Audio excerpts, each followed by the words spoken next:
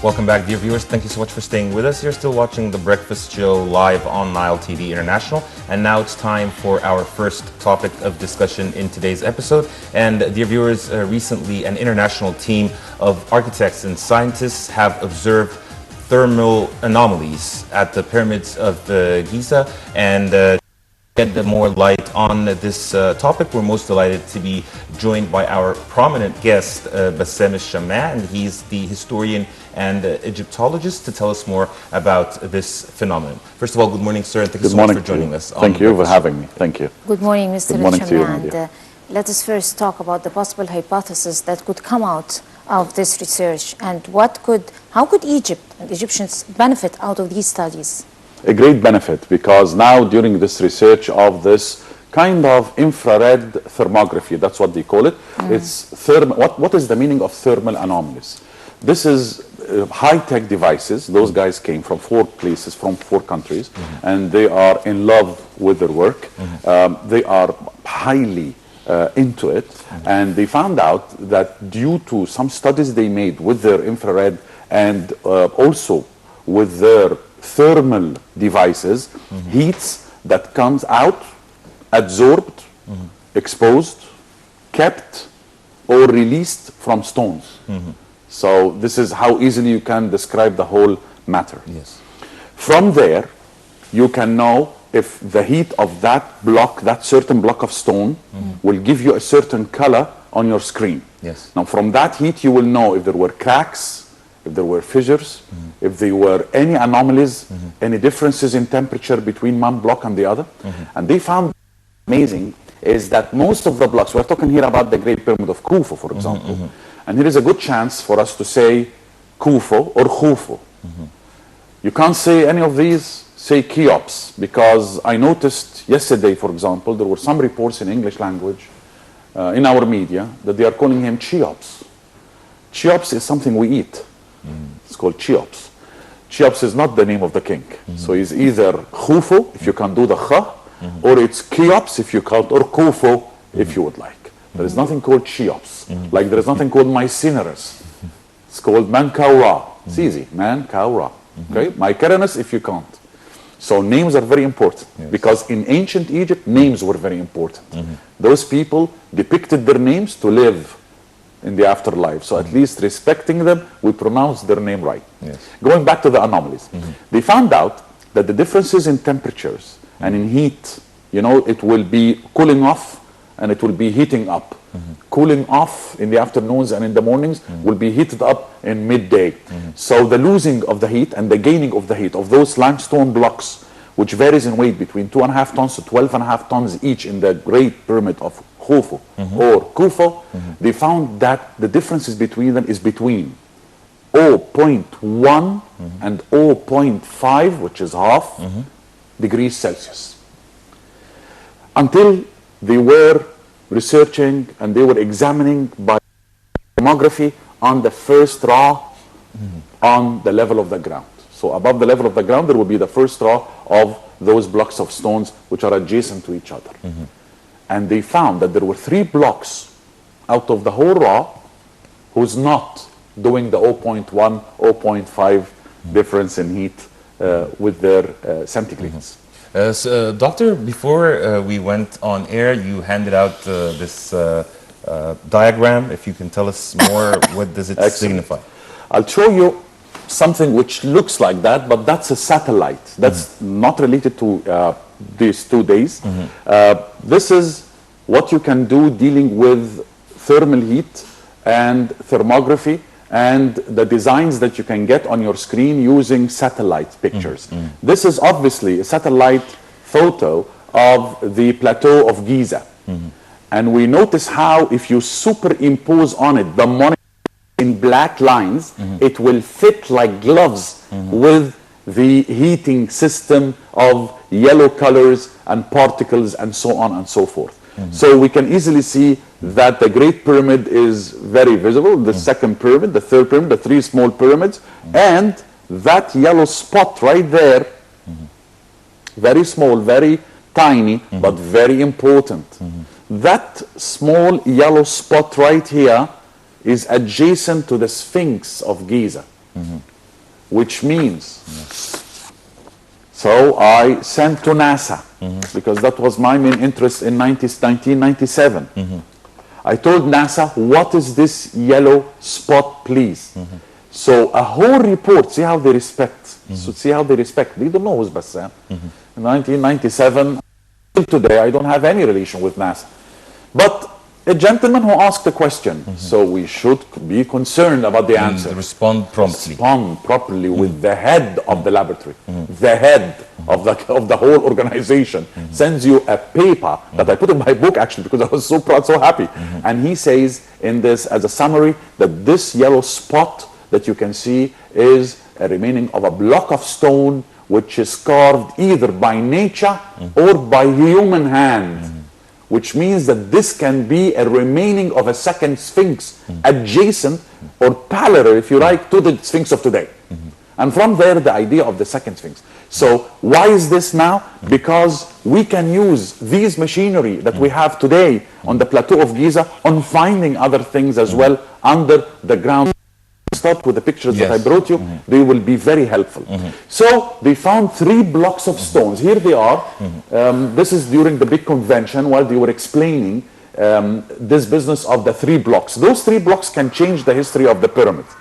These 3 blocks, they found out that they were, as a matter of fact, 6 degrees in heat Celsius.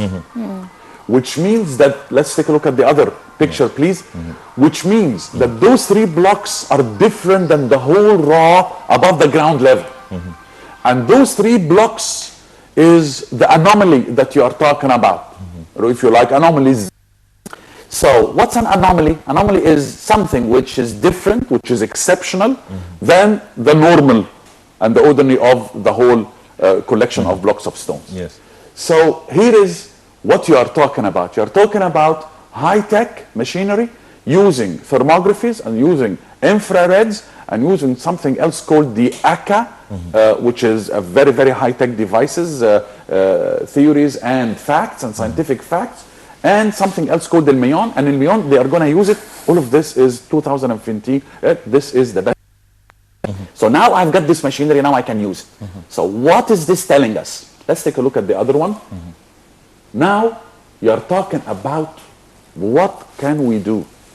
6 degrees anomaly can be fissures, can be cracks, can be a passageway right behind, and that's the difference in the temperature. There can be a vacancy behind the 3 blocks. And yesterday I wrote void, emptiness, gap, void that fills gaps. So it's quite confusing because this is contradiction in terms, right? Void, how can something empty? Fill in gaps. Fill in a gap. But this can be titled like this. This kind of work, I can title it. Why? Because a void, which means there might be a certain vacancy behind those 3 blocks, which can fill gaps that we don't know about the Great Pyramid. Because Can there you are repeat gaps in that the Great again? Pyramid that we Please, don't know if you anything could about. repeat that again. The It's emptiness filling- behind the 3 blocks, if indeed there were emptiness, that will fill in our chapters of history. Oh, okay. It's like a metaphor, if you like. So But not physical. until if they proved 150% how, look how they are working now. So those machines, second thing I would like to tell people about the machinery is that they are not big. These machineries are not huge machineries. But so they can top move, of the line technology. Oh, you name it. And this is what I like about it. I normally would criticize things like this. Is Look, this the equipment? Yes, one of the equipments that they are working on. And the thermography, and using, as we said, 4 systems, one of which is the infrared thermography. Now, let's take a look at the other one. So, indeed, if there were vacancy behind the 3, what is this telling us?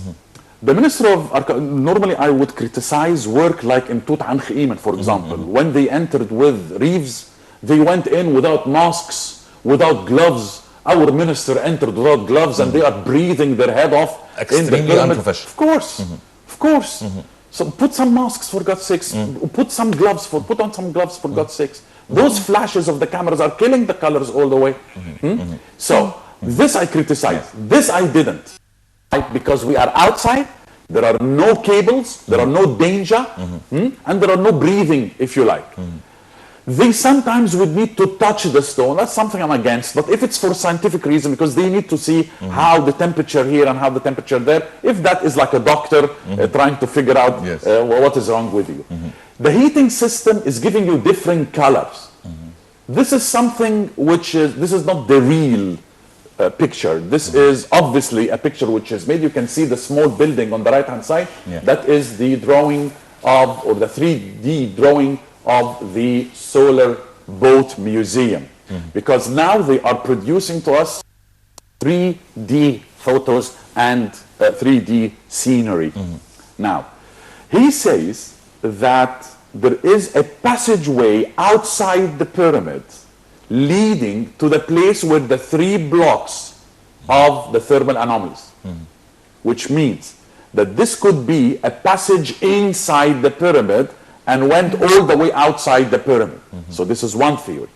Second theory is, could this, and this is the most important, if this came up in headlines in the world, you will see. You can use it touristically big time. And it will rewrite chapters of history. If these 3 blocks are covering the genuine, original entrance of the Great Pyramid. That could be rewriting the whole history. Why? Because the place that you enter from now, let's take a look at the coming picture. The place that you enter from now is Al Khalifa Al Ma'mun entrance. The one which is above is another destruction which happened for people to enter and for the researchers, and sometimes they wanted to enter to get, I don't know, the gold and treasures and so on and so forth. But the original entrance of the Great Pyramid is unknown till today as we speak. So indeed, if that passageway is leading to another passageway inside, now, how can we know? By more of the studies of the thermal anomalies, and we know if those 3 blocks right behind them, there will be vacancy. If it's a vacancy, it could be a room.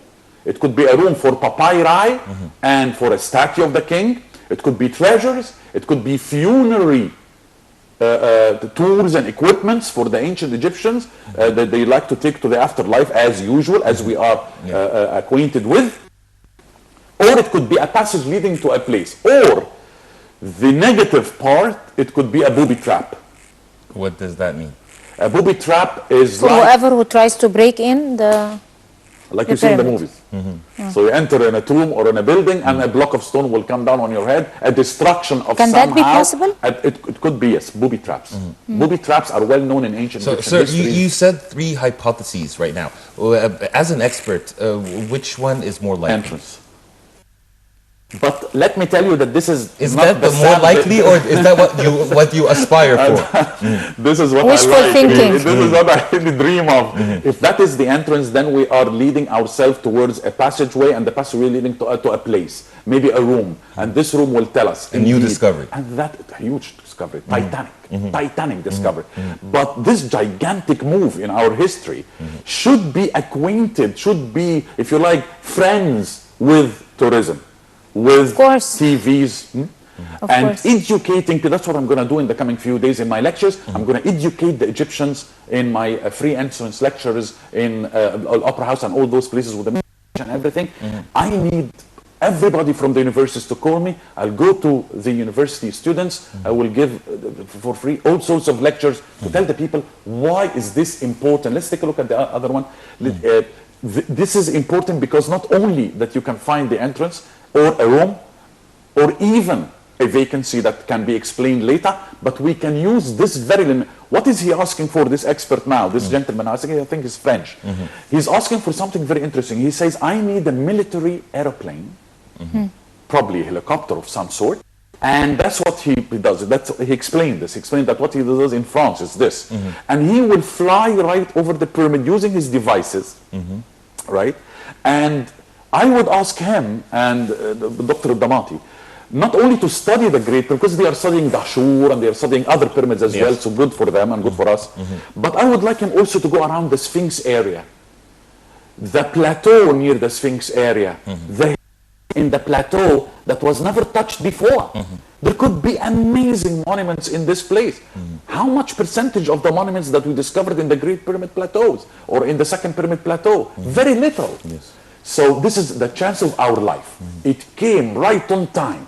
Right on time touristically, right on time archaeologically, and this, at the end, will stop all the Zionists coming up every now and then, jumping like frogs on our heads, saying, well, if you did indeed build the pyramid, why didn't you know about the genuine entrance of it? So this will stop the Zionists asking and stealing the history, will put us back again on archaeological devices. I would need also Dr. Damati to invite. That's what he did actually. He said, I invite all the experts to come and make their put-ons on what, and their says on what is happening. This is good, because now we are going to release ourselves from the one-man decision that we suffered from in our monuments for a long time. And of course, you know who I'm talking about. Yes. Right, but let me here come up with an important question.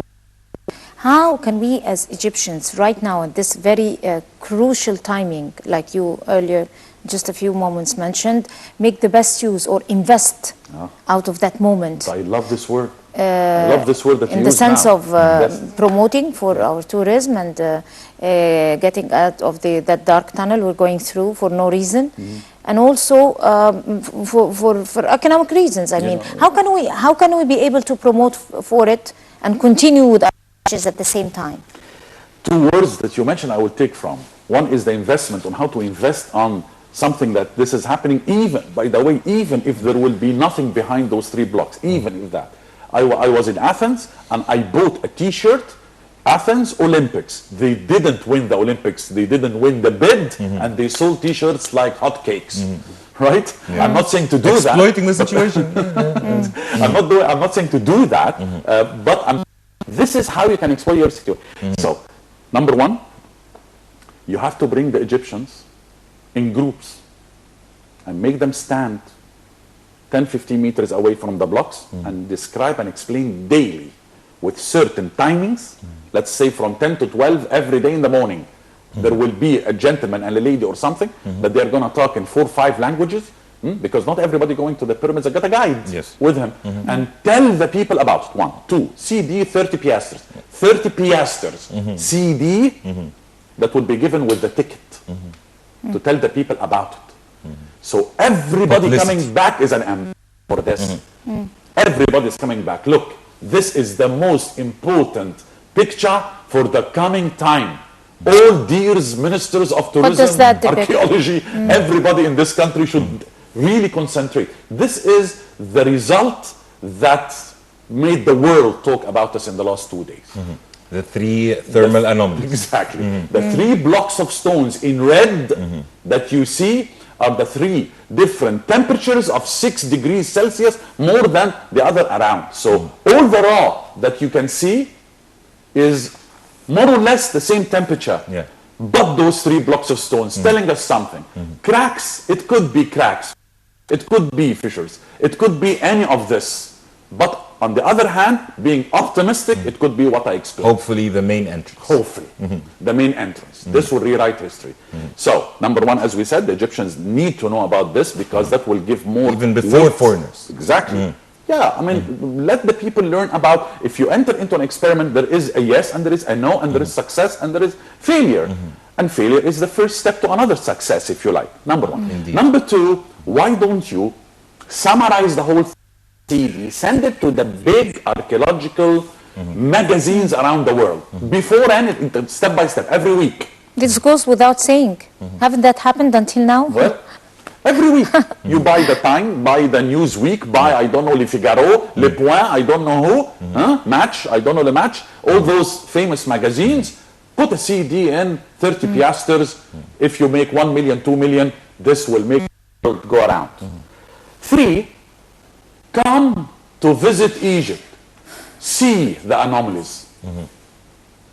This is a new marketing system of your tourism, which is the tourism of adventures. I think this should be starting to be circulated from the moment we're speaking. From this morning. And topping the headlines everywhere. This is the idea. Because this is not to learn a daily happening. I mean, something that doesn't happen every day.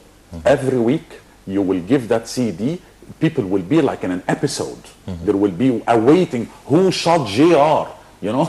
People were awaiting, see how that was kind of marketed. Well, here you can market We can this do the same thing, even better. even better. Of course, even better, because this is not only rewriting the Egyptian history, this is rewriting the history of engineering. Why? Because you are talking about 2.3 million blocks of stones in one building. If that number that I just mentioned is all dependent on 3 blocks of stones, how were they put? All sorts of groups, flocks of groups will come to Egypt from all sorts of organizations of architecture, engineering, bring all the people who are interested in buildings, skyscrapers of New York, the Eiffel Tower, all those guys come and discuss how 3 blocks of stones manage to rewrite the history of the 7,000 years pyramid. ago. And you are talking four and a half, you're talking about the Great Pyramid of Khufu, 4,500 years ago. This is one big plus to Hem Iyuno, genius architect. So his statue in Germany can be brought back, placed right beside those 3. Or at least when you are doing the CD, use your Photoshop, and if the statue is not in Egypt, bring the photo of the statue, put it right beside it. This is the man responsible for this amazing anomaly. Many useful ideas could be taken. Hopefully we could at least take half of them. Mr. Bassam Shamaa, the historian and the author of Egyptology, we're really very thankful to you, Thank you for what your you're doing insights. for Egypt. Thank you very much. Thank you. And dear viewers, a short break, and then we'll be back to resume the remaining segments of The Breakfast Show live on Nile TV International. So stay tuned.